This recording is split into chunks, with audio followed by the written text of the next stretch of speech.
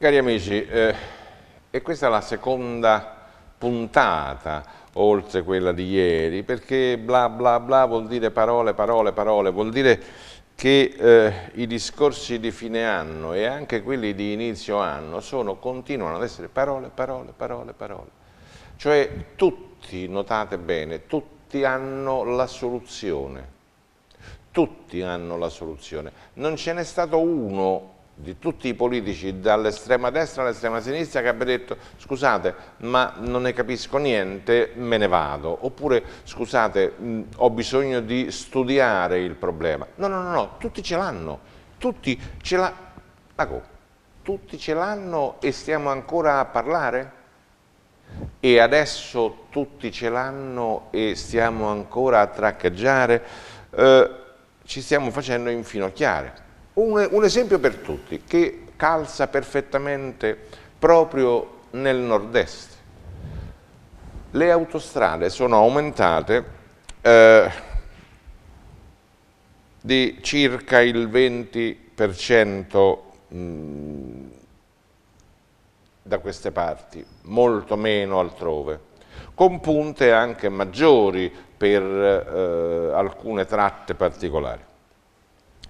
La presa in giro, perché questa è, secondo me, è che ci è stato detto che fortunati che siete stati, pensate che le società volevano gli aumenti del 40%, che fortunati solo il 20%, beh vabbè, non voglio, come dice Crozza, non voglio che mi diciate grazie, ma chi te lo dice grazie?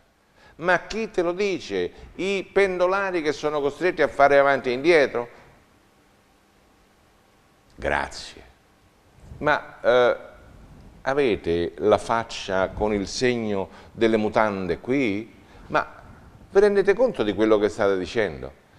Poi non vi lamentate se la gente continua imperterrita a dire non ne posso più, perché non è pensabile. Moniti e morale da chi è stata la causa di tutto questo e che adesso si ripropone, si ricicla, come fa la organizzazione criminale chiamata mafia, che ricicla i propri soldi, bene, si ricicla a medico dopo averci fatto ammalare.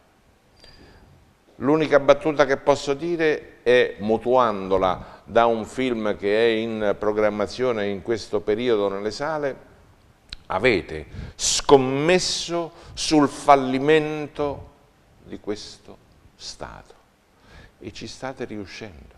Ci state riuscendo. Non lo so se andrà così fino in fondo, ne riparleremo.